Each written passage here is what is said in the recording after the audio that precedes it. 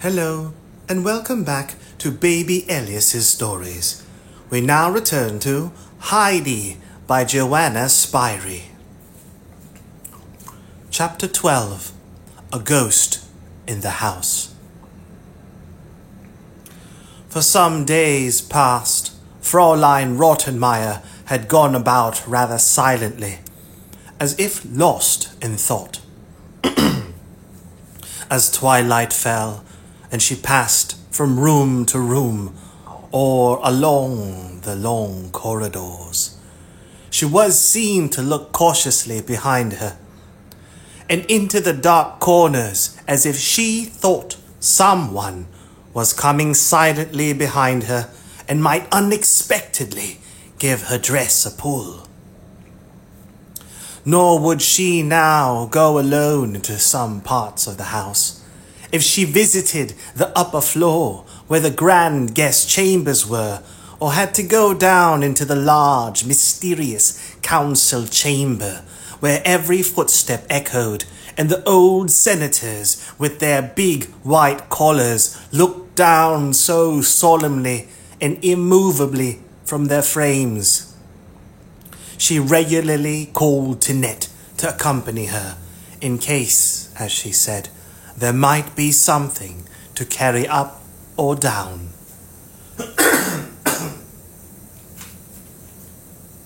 Tinette, on her side, did exactly the same. If she had business upstairs or down, she called Sebastian to accompany her, and there was always something he must help her with, which she could not carry alone. More curious still, Sebastian also, if sent into one of the more distant rooms, always called John to go with him in case he should want his assistance in bringing what was required. And John readily obeyed, although there was never anything to carry, and either might well have gone alone.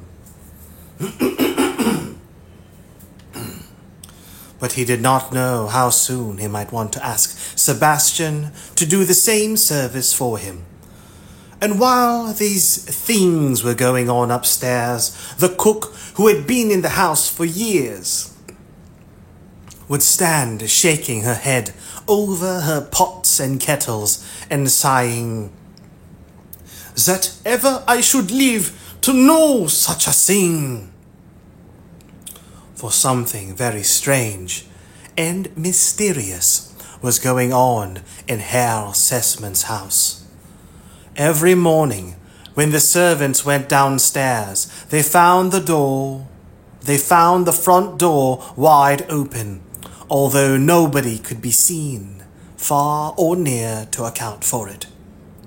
During the first few days that this happened, every room and corner was searched in great alarm to see if anything had been stolen, for the general idea was that a thief had been hiding in the house and had gone off in the night with the stolen goods. But not a thing in the house had been touched. Everything was safe in its place. The door was doubly locked at night, and for further security the wooden bar was fastened across it. But it was no good. Next morning the door again stood open. The servant, in their fear and excitement, got up extra early, but not so early but what the door had been opened before they got downstairs, although everything and everybody around was still wrapped in slumber, and the doors and windows of the adjoining houses all fast shut. At last, after a great deal of persuasion from Fräulein Rottenmeier, Sebastian and John plucked up courage and agreed to sit up one night in the room next to the large council chamber, and to watch and see what would happen. Fräulein Rottenmeier looked up several weapons belonging to the master, and gave these and a bottle of spirits to Sebastian, so that their courage might not faint if it came to a fight. On the appointed night, the two sat down and began at once to take some of the strengthening cordial, which at first made them very talkative and then very sleepy, so that they leant back in their seats and became silent. As midnight struck, Sebastian roused himself and called to his companion, who, however, was not easy to wake, and kept rolling his head first to one side and then the other, and continuing to sleep. Sebastian began to listen more attentively, for he was wide awake now. Everything was still as a mouse. All sound had died away from the streets even. He did not feel inclined to go to sleep again, for the stillness was ghostly to him, and he was afraid now to raise his voice to rouse John, so he shook him gently to make him stir. At last, as one struck, John woke up and came back to the consciousness of why he was sitting in the chair instead of lying in his bed. He now got up with a great show of courage and said, "Come, Sebastian, we must go outside and see what is going on. You need not be afraid, just follow me." Whereupon he opened the door wide and stepped into the hall. Just as he did so, a sudden gust of air blew through the open front door and put out the light which John held in his hand.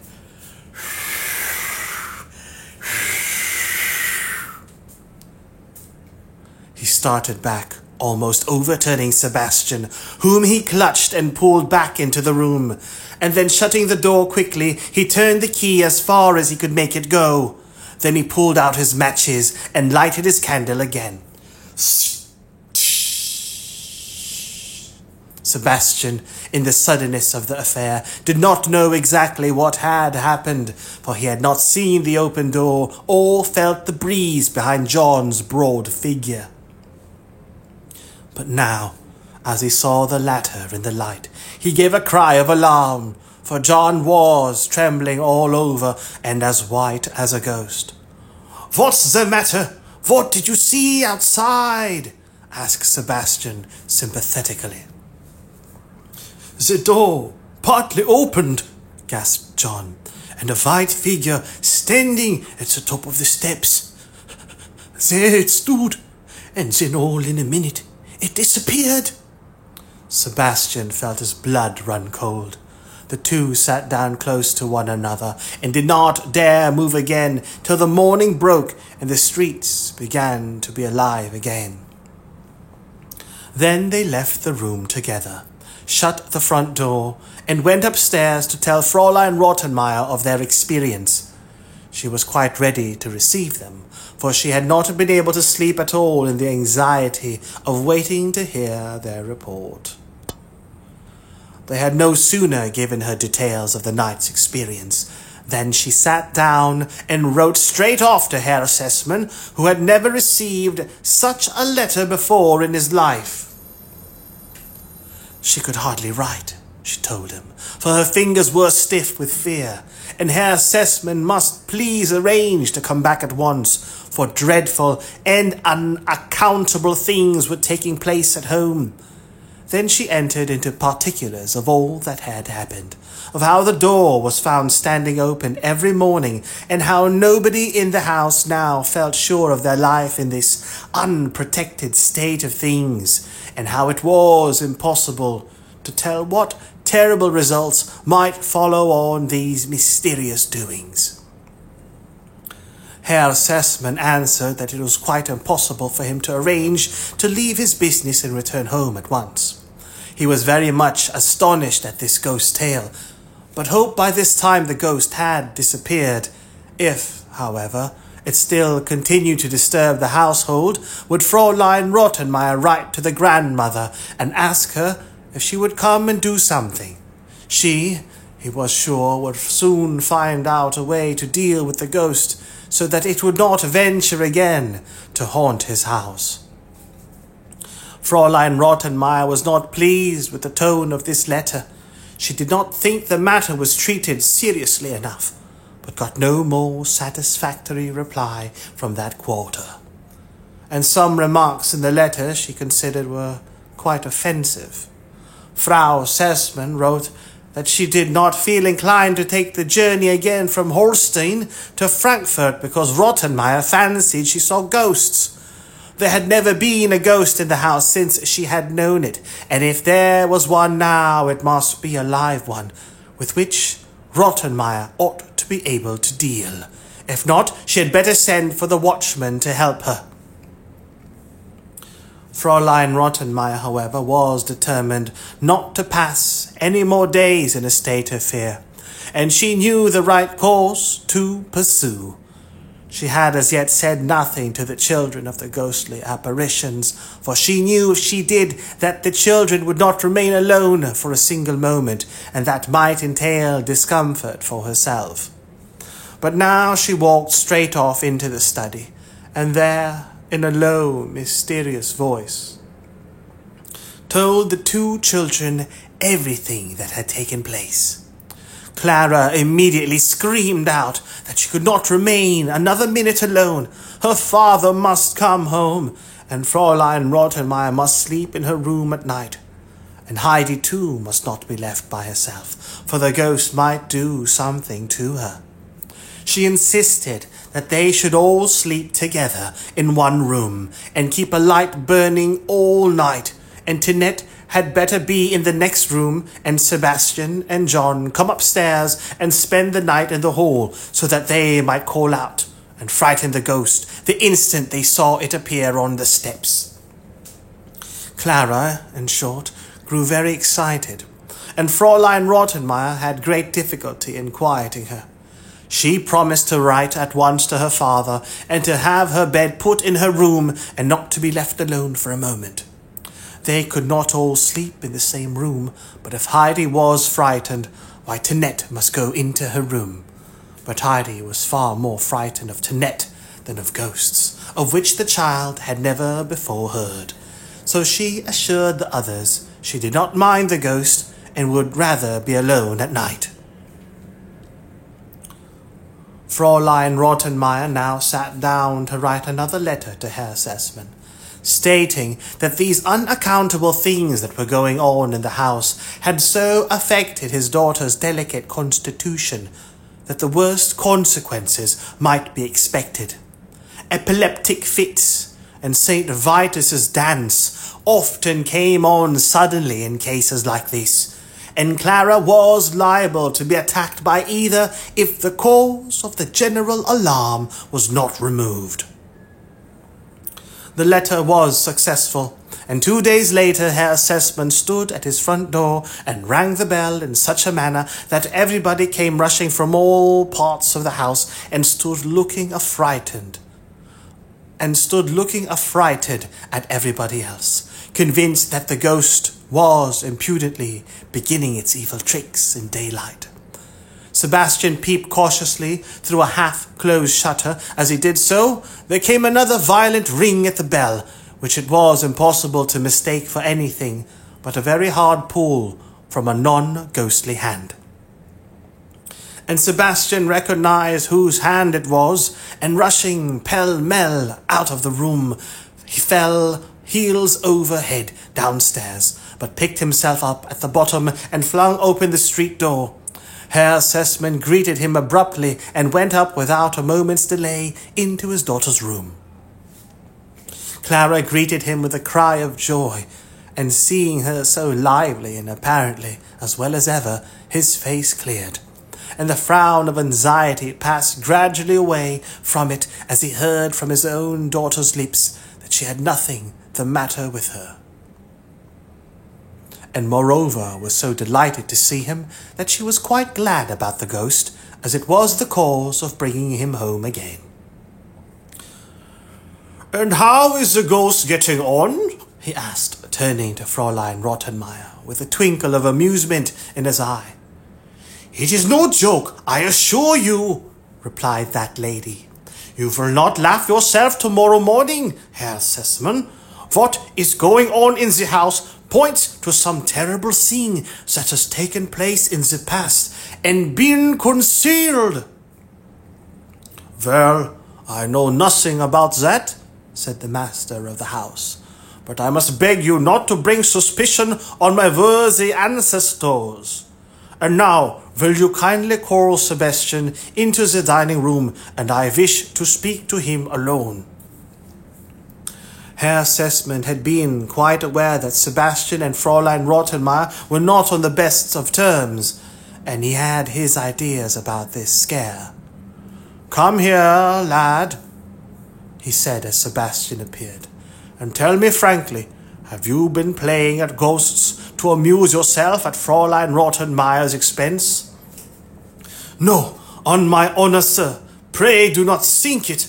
I am very uncomfortable about the matter myself," answered Sebastian with unmistakable truthfulness.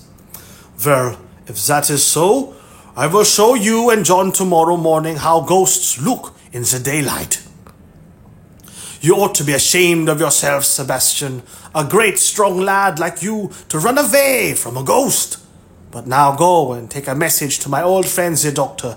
Give him my kind regards, and ask him if he will come to me tonight at 9 o'clock without fail. I have come by express from Paris to consult him. I shall want him to spend the night here, so bad a case it is. So he will arrange accordingly. You understand?" "Yes, sir," replied Sebastian. "I will see to the matter as you wish." Then Herr Sessman returned to Clara and begged her to have no more fear, as he would soon find out all about the ghost and put an end to it. Punctually at 9 o'clock, after the children had gone to bed and Fräulein Rottenmeier had retired, the doctor arrived. He was a grey-haired man with a fresh face and two bright, kindly eyes. He looked anxious as he walked in, but on catching sight of his patient, burst out laughing and clapped him on the shoulder. "Well," he said, "you look pretty bad for a person that I am to sit up with all night." "Patience, friend," answered Herr Sessman. "The one you have to sit up for will look a good deal worse when we have once caught him. So, there is a sick person in the house, and one that has first to be caught?" "Much worse than that, doctor. A ghost in the house. My house is haunted!" The doctor laughed aloud.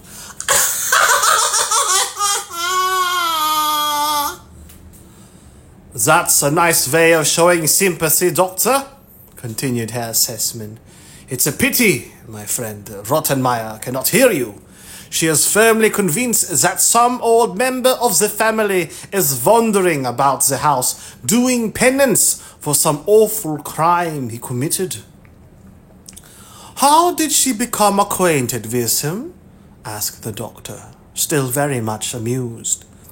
So Herr Sessman recounted to him how the front door was nightly opened by somebody, according to the testimony of the combined household, and he had therefore provided 2 loaded revolvers, so as to be prepared for anything that happened, for either the whole thing was a joke got up by some friend of the servants just to alarm the household while he was away, and in that case a pistol fired into the air would procure him a wholesome fright.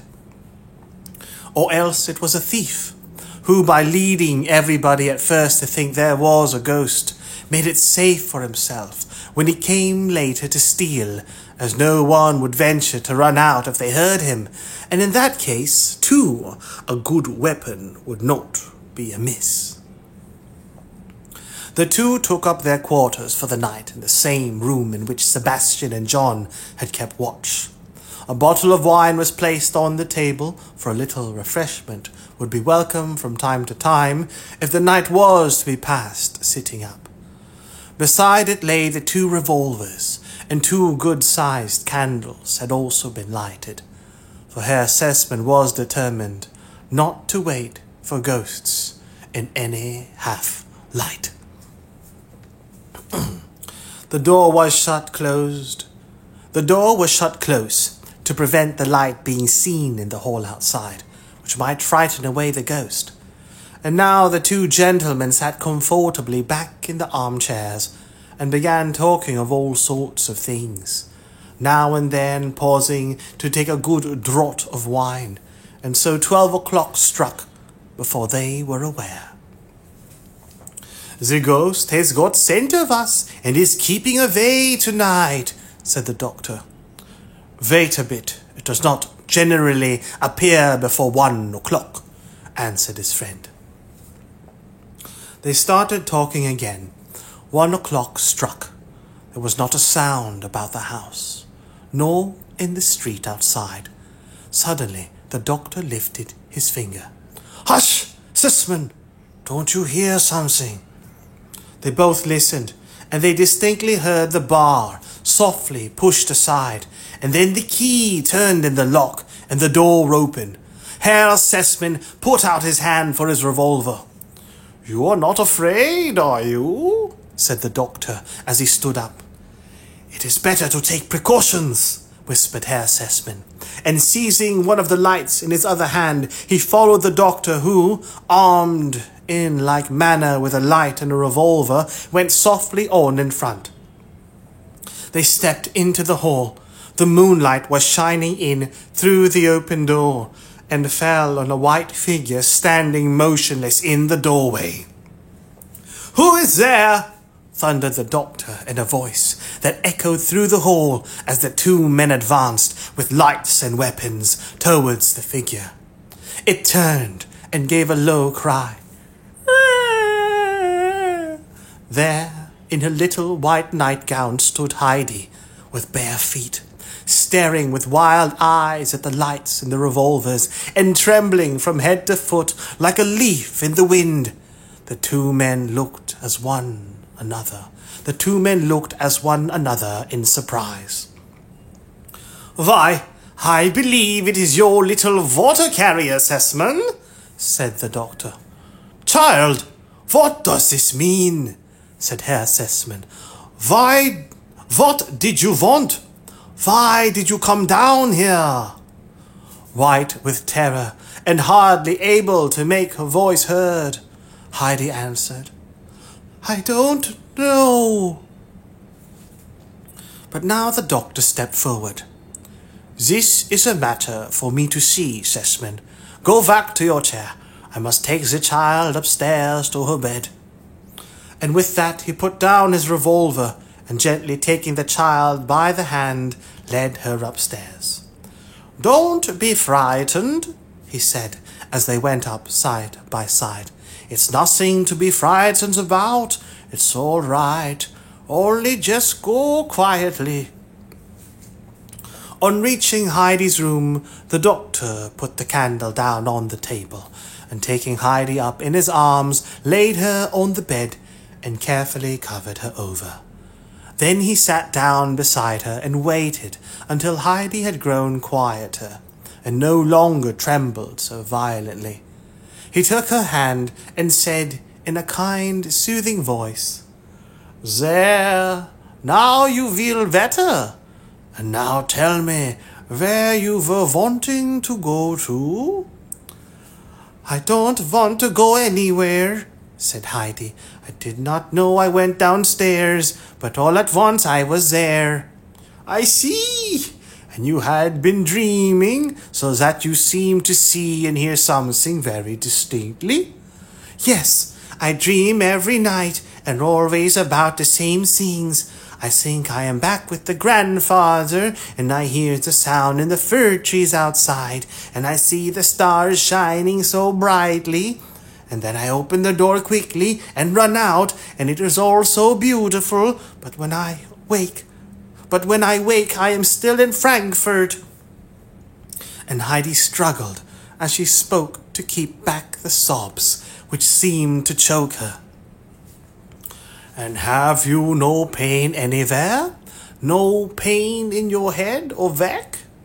"No, only a feeling as if there were a great stone weighing on me here." "As if you had eaten something that would not go down?" "No, not like that.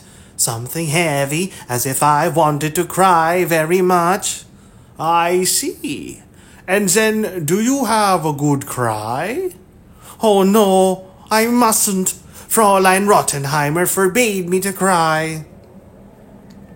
So you swallow it all down, I suppose. Are you happy here in Frankfurt? Yes, was the low answer, but it sounded more like no. And where did you live with your grandfather? Up on the mountain? That wasn't very amusing. Rather dull at times, eh? No, it was beautiful, beautiful. Heidi could go no further. The remembrance of the past, the excitement she had just gone through, the long, suppressed weeping were too much for the child's strength. The tears began to fall fast, and she broke into violent weeping. The doctor stood up and laid her head kindly down on the pillow. There, go on crying. It will do you good. And then go to sleep. It will be all right tomorrow. Then he left the room and went downstairs to Herr Sessman, when he was once more sitting in the armchair opposite his friend. Sessman, he said, let me first tell you that your little charge is a sleepwalker. She is the ghost who has nightly opened the front door and put your household into this fever of alarm. Secondly, the child is consumed with homesickness to such an extent that she is nearly a skeleton already and soon will be quite one. Something must be done at once. For the first trouble, due to her overexcited nerves, there is but one remedy, to send her back to her native mountain air. And for the second trouble, there is also but one cure, and that the same. So tomorrow the child must start for home. There, you have my prescription. Herr Sessman had arisen and now paced up and down the room in the greatest state of concern. What? He exclaimed. The child is a sleepwalker and ill, homesick and grown emaciated in my house? All this has taken place in my house and no one seen or known anything about it. And you mean, doctor, that's the child who came here happily and healthy. I am to send back to her grandfather a miserable little skeleton. I can't do it. You cannot dream of my doing such a thing. Take the child in hand, do with her what you will, and make her whole and sound, and then she shall go home. But you must do something first. Sessman, replied the doctor, consider what you are doing. This illness of the child is not one to be cured with pills and powders. The child has not a tough constitution, but if you send her back at once, she may recover in the mountain air. If not, you would rather she went back ill than not at all. Herr Sessman stood still. The doctor's words were a shock to him. If you put it so, doctor, there is assuredly only one way, and the thing must be seen to at once. And then he and the doctor walked up and down for a while, arranging what to do, after which the doctor said goodbye, for some time had passed since they first sat down together, and as the master himself opened the hall door this time, the morning light shone down through it into the house.